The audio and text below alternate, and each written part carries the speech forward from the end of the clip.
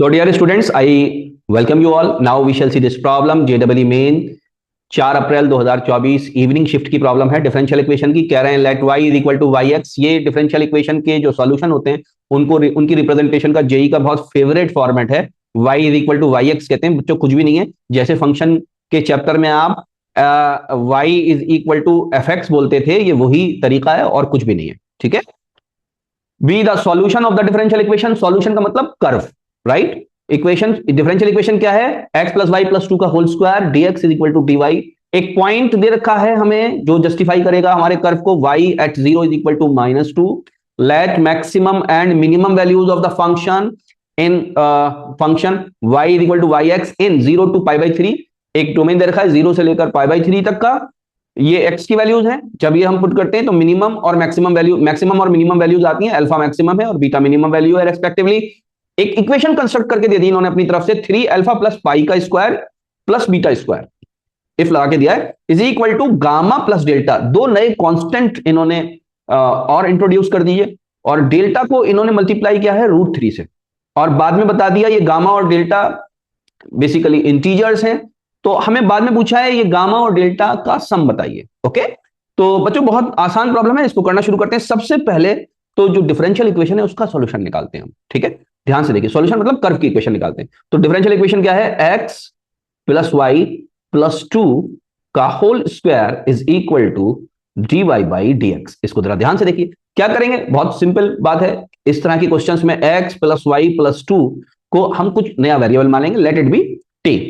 फौरन से डिफरेंशिएट कीजिए। 1 plus dy by dx is equal to dt by dx। अब पुट कर दीजिए तो जो हमारी ओरिजिनल डिफरेंशियल इक्वेशन थी वो हो जाएगी बच्चों t square is equal to dt by dx minus 1। इसको अरेंज कर लेते हैं, सारे वेरिएबल और dt और dx अलग कर लेते हैं तो ये हो जाएगी dt upon 1 plus t square is equal to dx। इसको देखते ही आपको इंटीग्रेशन करने का मन करेगा, दोनों तरफ इंटीग्रेशन कर दिए। ये क्या बच गया बच्चों? ये हो गया आपके tan inverse t is equal to, ये क्या बन गया? ये x हो गया प्लस c अपनी तरफ से आ जाएगा। इसको पूरा करके लिख लेते हैं। इक्वेशन हो गई आपके tan इनवर्स t किसके बराबर था? वैल्यू पुट कर देते हैं। t है x plus y plus 2 is equal to x plus c। Okay, now अब हम कवायद शुरू करेंगे किसके? c को निकालने के। c को निकालने के लिए बच्चों एक हमें कंडीशन दे रखी है, y at 0 is equal to -2। क्या कंडीशन दे रखी है? ध्यान से देखिए, y at 0 is equal to -2।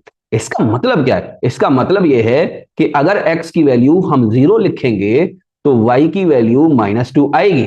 बात समझ में आई? यही तो मतलब है किसका? y is equal to y x का, है ना। तो ये जो है -2 ये बेसिकली y है। क्या बात समझ में आई? और ये y एट 0 ये बेसिकली वाई एक्स है। ये क्या चीज है? ये वाई एक्स है। ओके, चलिए आगे बढ़ते हैं। तो हम x की वैल्यू इस ये जो हमारी इक्वेशन आई है इसके अंदर 0 पुट करते हैं तो हो जाएगा आपके tan inverse 0 plus y, sorry y तो मुझे -2 लिखना है तो -2, तो इस प्लस को भी okay, -2 plus 2 is equal to x की वैल्यू 0 प्लस c। तो c किसके बराबर आ गया? c आ गया मेरे पास tan inverse 0, hence c is equal to 0। तो c 0 आते ही अब जो इक्वेशन है उसको मैं सही से लिख लूंगा। जो मेरे कर्व की इक्वेशन है वो क्या है? tan inverse x plus y plus 2, ये जनरल वेरिएबल है तो इनको नहीं चेंज करेंगे हम, इज इक्वल टू x और c की जगह कुछ नहीं लिखेंगे। अब इसको y की टर्म्स में कन्वर्ट कर लेता हूं। y की टर्म्स में हो जाएगा y is equal to tan x, है ना। इसको ब्रैकेट में ले लेते हैं और -x -2। ओके, तो मेरे पास ये कर्व की इक्वेशन आ चुकी है। अब बच्चों आगे बात बढ़ेगी, अब आगे सवाल हम पढ़ेंगे। कर्व की इक्वेशन आने के बाद क्या करेंगे? ध्यान से देखिए, हमें डोमेन दे रखा है 0 से लेके π/3 तक और मैक्सिमम और मिनिमम वैल्यू है अल्फा और बीटा। जब भी मैक्सिमम और मिनिमम वैल्यू की बात होगी y डैश जरूर निकलेगा, ये बात याद रखिए। तो y डैश भी निकाल लेते हैं हाथ क्या। तो y डैश हम निकालेंगे, y dash is equal to किसके बराबर हो जाएगा बच्चों?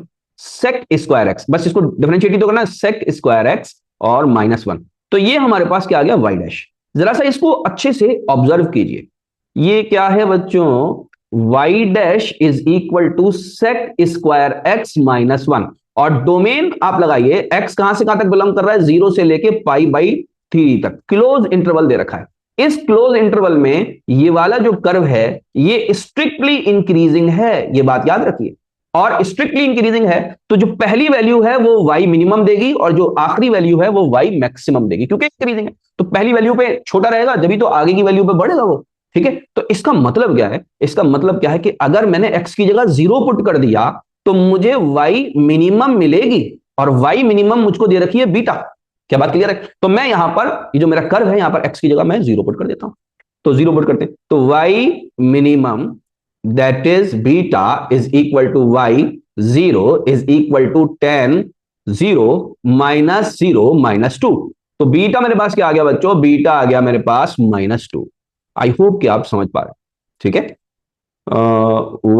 मेरे पास बीटा आ गया, बीटा मेरे पास आ गया -2। ओके, तो मैं यहां पर इसको डिब्बे में डाल देता हूं। अब मुझे अल्फा निकालना है। अल्फा कैसे निकलेगा, जब मैं x की वैल्यू π/3 लिखूंगा। ओके, तो मैं पहले कर्व लिख लेता हूं। वहां पर कर्व क्या है, y is equal to 10x minus y is equal to 10x minus x minus 2। और मुझको क्या निकालना है, मुझको निकालना है y मैक्सिमम। y मैक्सिमम ही मेरे पास अल्फा है, और ये कब निकलेगा, जब y एट π/3 निकालूंगा। तो x की वैल्यू π/3 में यहां पर पुट कर देता हूं तो मुझको अल्फा मिलेगा। तो y एट π/3 यही बेसिकली अल्फा हो जाएगा। तो x की वैल्यू इसके अंदर पुट कर देता हूं, 10 π/3 माइनस π/3 माइनस 2। क्या बात क्लियर?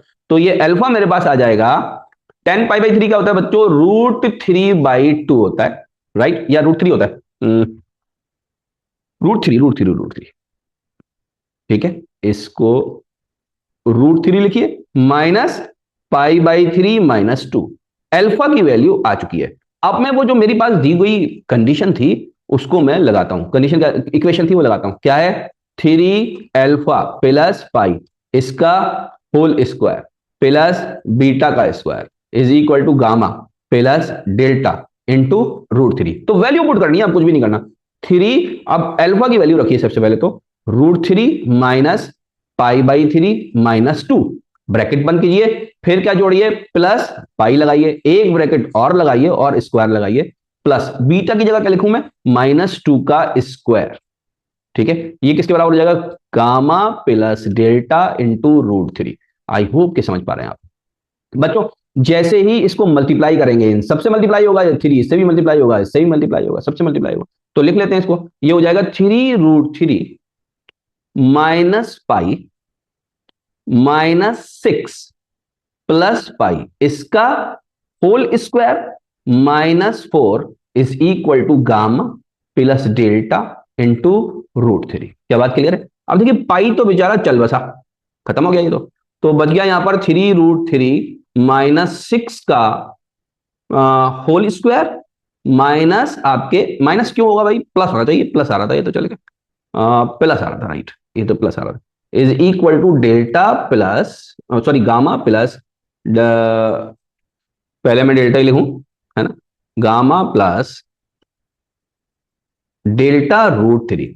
अब ध्यान से देखिए, जब इसका स्क्वायर करेंगे और 4 को ऐड करेंगे तो एक √3 की टर्म आएगी और एक √3 के अलावा टर्म आएगी। ठीक है, तो ये इसको जब कैलकुलेट करेंगे, इतने हिस्से को जब कैलकुलेट करेंगे तो ये बच्चों आएगा आपका 67 माइनस 36 √3। ये मैंने पहले से ही आपके लिए कैलकुलेट किया, ये आपको खुद कैलकुलेट करना है। और ये किसके बराबर हो गया, गामा प्लस डेल्टा √3।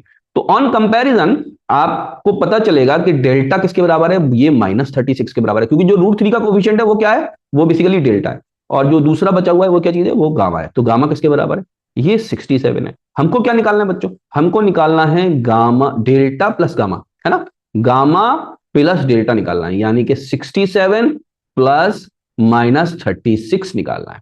ठीक है, 7 में से 6 गया बच्चों, 1 बचा, और 6 में से 3 गया बच्चों, 3 बचा, तो 31 is our answer. Okay, note कर लीजिए।